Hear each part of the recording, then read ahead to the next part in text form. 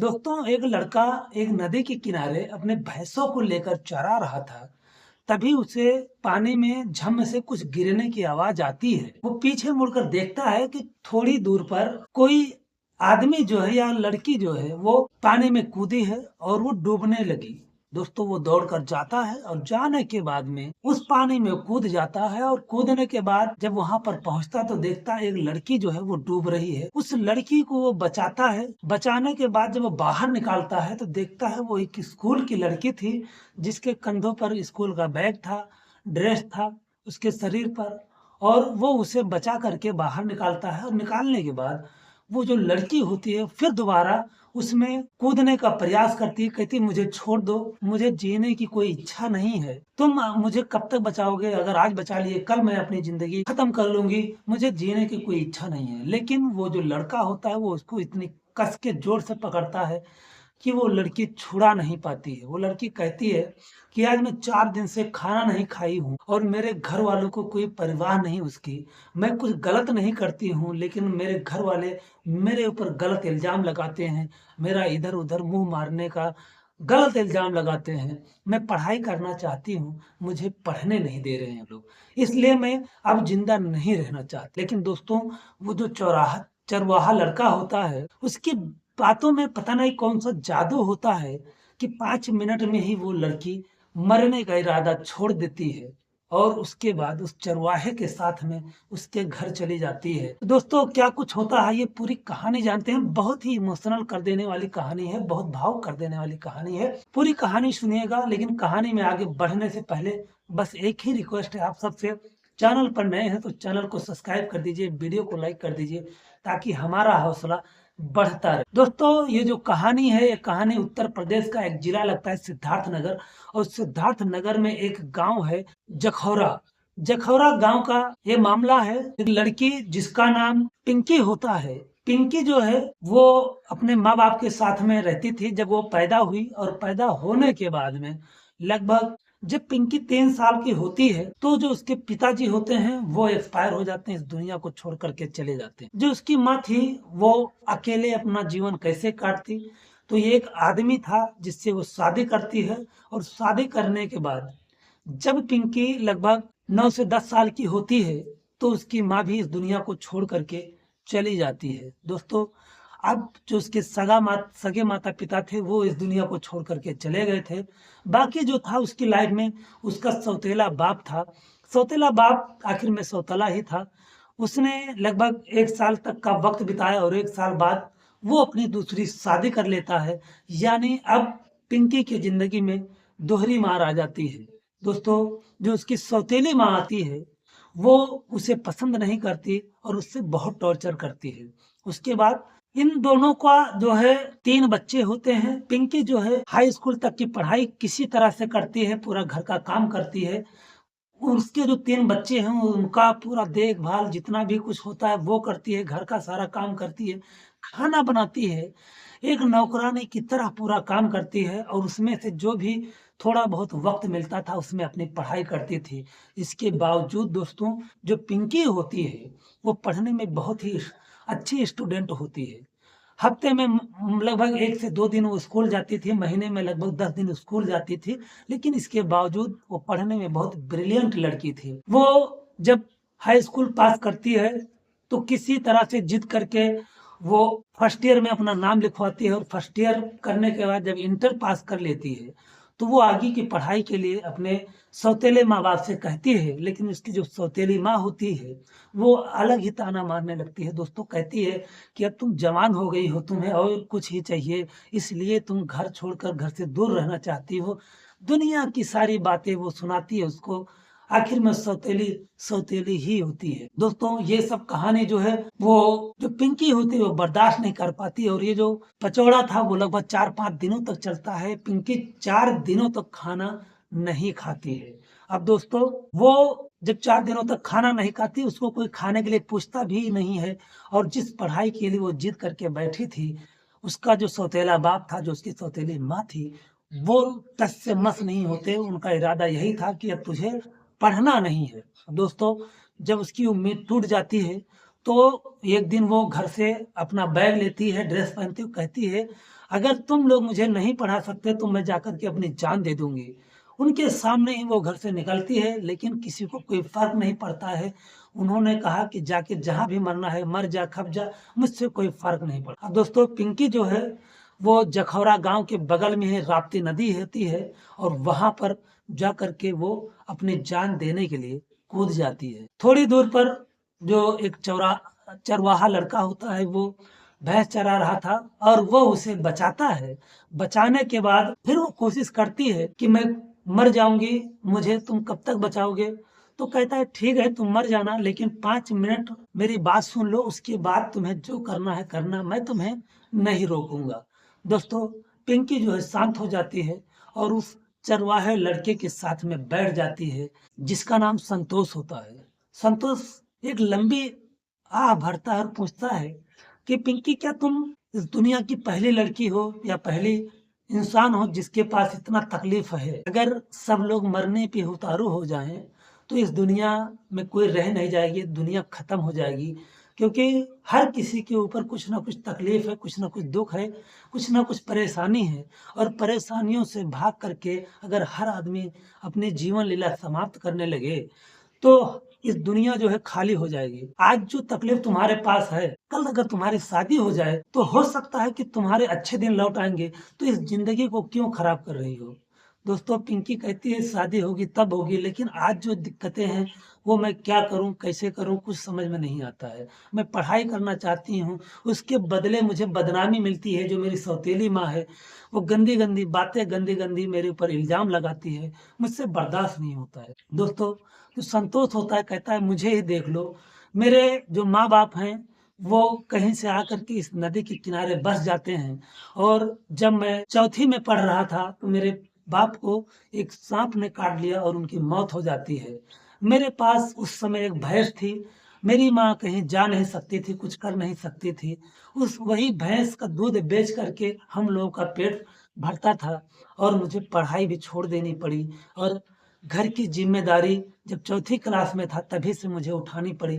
तो इसका मतलब क्या उस परेशानी से दूर भागकर अपनी जो जीवन लीला है उसको समाप्त कर ले गया। दोस्तों अब ये सब बातें सुनती है तो थोड़ा जो पिंकी का मन है वो हल्का होता है। फिर संतोष कहता है तुम मेरे माँ के पास चलो और अपनी बात बताओ और वो बहुत समझदार हैं, कुछ ना कुछ रास्ता ज़रूर बताएँगी। दोस्तों फिर जो संतोष होता है वो पिंकी का जो कॉपी किताब था वो बस उस बैग से बाहर निकालता है, धूप में रख देता है सूखने के लिए। लगभग ये दोनों 2 घंटे तक वहाँ पर रहते हैं और काफ़ी बातचीत करते हैं। संतोष उस दिन अपनी भैंसों को थोड़ा जल्दी लेकर के घर आता है और पिंकी को अपनी माँ से मिलाता है। पिंकी जो है उसकी माँ को सारी कहानी बताती है, उसकी माँ बहुत दुखी होती है उसकी बातों को सुन कर के। फिर जो है पिंकी को लेकर के वो पिंकी के पिताजी के पास जाती है जखौरा गाँव, जो कि वो संतोष के घर से लगभग 2 से ढाई किलोमीटर दूर था। वहाँ पर जाती है, जिसका नाम रामलाल होता है, वो एक राजगिरी का मिस्त्री था, घर जोड़ने बनाने का काम करता था, पैसे अच्छे खासे कमाता था। लेकिन उसका और उसकी बीवी का जो आदत था वो ठीक नहीं था, इसके लिए पैसों की जो तंगहाली थी वो बराबर बनी रहती थी। दोस्तों वो जाती हैं, उसको समझाने का प्रयास करती हैं, लेकिन जो रामलाल होता है वो समझने का प्रयास नहीं करता, उल्टा और पिंकी को फिर भला-बुरा कहने लगता है, कहता है कि तुम्हारे माँ-बाप नहीं है, मैं तुझे खिला रहा हूँ, पिला रहा हूँ, तो तू काम करके मेरे ऊपर एहसान जता रही है। ये सब जब कहता है तो संतोष की माँ समझ जाती है कि वाक़ई में पिंकी के ऊपर कितना बड़ा दुःख था और वो क्यों आत्महत्या करने जा रही थी। जब इतना होने के बावजूद भी अगर इन दोनों के आँखों में नमी नहीं है, तो फिर ये कैसे रहती होगी इस परिवार में। फिर जो संतोष की माँ होती है कहती है रामलाल ये जो लड़की है तुम्हें नहीं रखना है कोई बात नहीं, मैं इसको लेकर जा रही हूँ और तुम्हें जो करना होगा कर लेना। मैं इसे अपनी बेटी की तरह रखूँगी, पालूँगी और तुम इसे भूल ही जाओ। दोस्तों पिंकी को लेकर के वो वापस अपने घर आ जाती हैं। जब संतोष पिंकी को देखता है तो फिर चौंक जाता है। अपनी माँ से पूछता है क्या हुआ? तो उसकी जो माँ होती है वो सारी कहानी संतोष को बताती है और कहती है बेटा एक भैंस बेच दो और पिंकी का जो है नाम लिखवा दो, उसे एक साइकिल लेकर के दे दो, वो अपनी पढ़ाई करेगी अब। दोस्तों ऐसा ही होता है। संतोष भी गरीब ही था, लेकिन 3-4 भैंसों को रखा था। उसमें से एक भैंस बेच देता है और बेचने के बाद पिंकी के लिए एक साइकिल ले देता है और उसके लिए काफ़ी किताब ले देता है, उसका एडमिशन भरवा देता है, करवा देता है। पिंकी जो है वो अब खाना बनाने लगी, सारा काम करने लगी वहाँ पर, और पिंकी के साथ-साथ में वो 2 से 3 हो गए और सारे लोग अच्छे-अच्छे खाने लगे, क्योंकि पिंकी को वहाँ पर ढंग से खाना भी नसीब नहीं होता था दोस्तों। अब दोस्तों पिंकी जो है पूरा घर का काम सँभाल लेती है और अपना पढ़ाई भी करती है। दोस्तों पिंकी की जो ज़िंदगी है बहुत खुशहाल बीतने लगती है। लेकिन कहते हैं ना कि बुरा वक़्त कभी बोल कर नहीं आता। जब लगभग 6 से 7 महीने का वक़्त बीतता है, इधर जैसे-जैसे पिंकी का हालात सुधर रहा था, वैसे-वैसे जो पिंकी के सौतेले माँ-बाप थे, उनका जो हालात था वो बिगड़ते जा रहा था। क्योंकि जब पिंकी थी, तो उस घर में काफ़ी काम करती थी, सारा काम एक नौकरानी की तरह करती थी। पिंकी के आ जाने के बाद में सारा काम उसकी सौतेली माँ को करना पड़ा, सारे उन तीनों बच्चों को देखना पड़ता था और तंगहाली तो पहले से ही थी। इसलिए वो लोग एकदम परेशान हो जाते हैं। अब उनको पिंकी याद आने लगती है कि काश अगर वो होती तो ये सारा काम वो करती और वो आराम से इधर-उधर पंचायत करती रहती, गप्पे मारती रहती। अब दोस्तों एक दिन रामलाल जो है वो पास के थाने में जाता है और वहाँ जाकर के संतोष और उसकी माँ के खिलाफ एफआईआर लिखवाता है कि उन्होंने मेरी बेटी को बहला-फुसला कर भगा ले गया है, उसका अपहरण कर लिया है। दोस्तों वहाँ से दरोगा रामलाल संतोष के घर पे आते हैं और संतोष के घर पे आने के बाद में संतोष को डाँटते हैं, फटकारते हैं, कैसे तुम्हारे ऊपर इतना केस लगा देंगे कि पूरी ज़िंदगी तुम जेल में ही सड़ते रहोगे, तुम्हारा ज़मानत भी नहीं होगा। ये सारी बातें जो संतोष की माँ है वो घर में से अंदर से सुन रही थी, वो बाहर निकलती हैं, देखती हैं एक आधे उम्र के दरोगा हैं, वो खड़े हुए हैं और संतोष को डाँटे जा रहे हैं। तभी संतोष की जो माँ होती है कहती हैं, दरोगा साहब आपकी उम्र की लिहाज़ करती हूँ और आपकी वर्दी की भी लिहाज़ करती हूँ, पर एक सवाल करती हूँ, आप मुझे बताओ आप अपनी बहू को कहाँ रखते हो? कहता है वो दरोगा साहब कहते हैं कि बहू और भगाने में बड़ा फ़र्क है, तुमने अपहरण किया है? कहती है मैं जो पूछ रही वो बताओ? कहता अपने घर में रखते हैं, तो वो कहती है संतोष की माँ कि मैंने भी अपनी बहू को अपने घर में ही रखा है, इसको मैं कहाँ भगा दूँ? ये मेरी बहू है और इससे ज़्यादा मैं तुम्हें क्या बताऊँ? अब दोस्तों जो रामलाल होता कहता है न इसके माँग में सिंदूर है, न इसके पैरों में पायल है, किस एंगल से ये तुम्हारी बहू लगती है? आप ही बताओ दरोगा साहब। दरोगा साहब जो होते हैं कहते हैं देखो मुझे पट्टी मत पढ़ाओ और ज़्यादा करोगे तो तुम माँ-बेटू दोनों को हम जेल में डाल देंगे। अब दोस्तों पिंकी ना चाहते हुए भी एक बार फिर रामलाल के साथ में जाना पड़ता है उसको। लेकिन जैसे ही वो फिर अपने सौतेले माँ-बाप के घर पहुँचती है, फिर वही पूरी पुरानी कहानी स्टार्ट हो जाती है। उसकी जो सौतेली माँ होती है उसको गाली देना स्टार्ट कर देती है। इसीलिए तू पढ़ाई करना चाहती थी, रंगरलियाँ मनाना चाहती थी, तुझे मर्दों की ज़रूरत है, तुझे अय्याशियाँ करने की ज़रूरत है, तुझे रातों की रंगीन जो रात है उसको रंगीन करना था इसलिए तू पढ़ाई करना चाहती थी। अगर तू बोल देती कि तुझे यही करना है तो हम लोग तेरी शादी कर देते। दोस्तों इस तरह से जो पिंकी है उसकी ज़िंदगी अब पहले से भी ज़्यादा नरक बन जाती है। पिंकी जो है वो रो-रो कर उसका बुरा हाल होता है, लेकिन वो करती भी तो क्या करती? अब दोस्तों वो फिर वहाँ पर रहने लगती है। इधर जो संतोष और उसकी माँ होती है, अब उस बीच में लगभग 2-3-4 जानवर और ले आए थे, क्योंकि पिंकी भी आ गई थी साथ में, तो अब उसके यहाँ 7-8 भैंसें हो गई थी, काम भी बढ़ गया था। अब ये लोग इधर परेशान हो जाते हैं, होने लगते हैं। लेकिन इनका तो आदत पड़ा था काम करने का, लेकिन पिंकी की जो हालत थी वो दिन ब दिन बिगड़ती जा रही थी। लगभग जब 5 से 6 महीने का वक़्त बीतता है, पिंकी काफ़ी परेशान हो जाती है।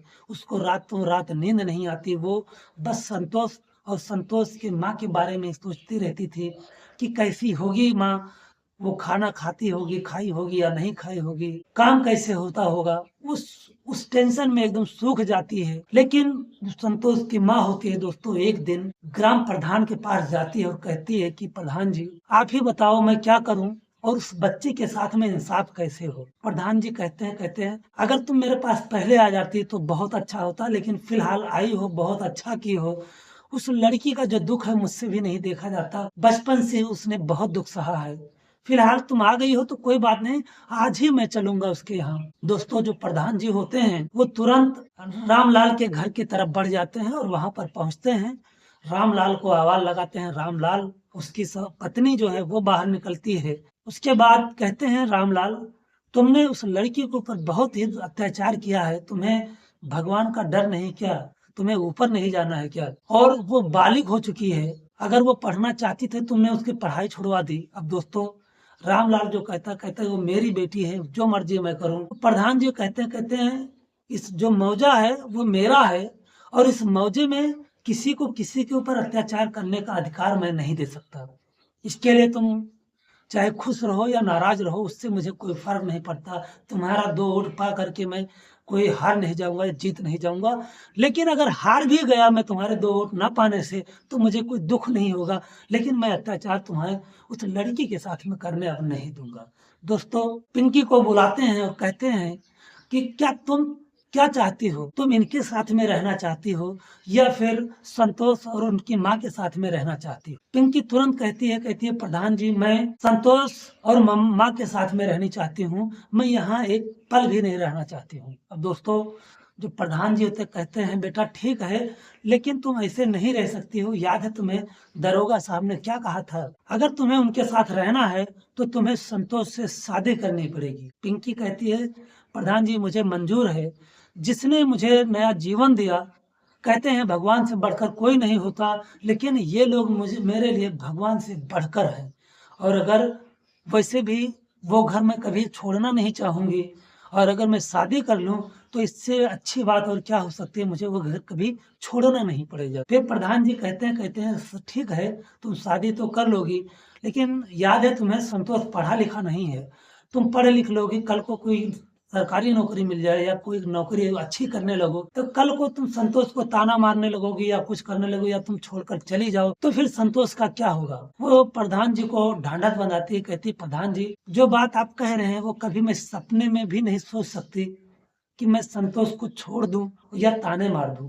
दोस्तों, फिर क्या था, प्रधान जी तुरंत पूरे गांव को इकट्ठा करते हैं, गांव वाले भी आते हैं।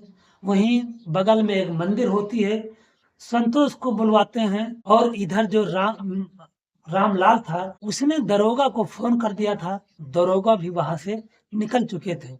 तब तक जो प्रधान जी थे वो उस मंदिर में ले जा करके पूरे गांव के सामने पूरे विधि विधान के साथ में पिंकी और संतोष का शादी करवा देते हैं, सिंदूर दान करवा देते हैं। तब तक दरोगा साहब आ जाते हैं और कहते हैं, प्रधान जी ये सब क्या हो रहा है? प्रधान जी कहते हैं, कुछ नहीं, शादी हो रहा है, लड़का भी बालिग था, लड़की भी बालिग थी, इसमें गलत क्या है? फिलहाल आप यहाँ कैसे? तो दरोगा साहब कहते हैं, बस कुछ नहीं, एक लड़का और लड़की की शादी हो रही थी तो मैं भी चला आया मिठाई खाने के लिए, क्या मैं नहीं आ सकता? प्रधान जी कहते हैं, क्यों नहीं आ सकते, अच्छी बात है।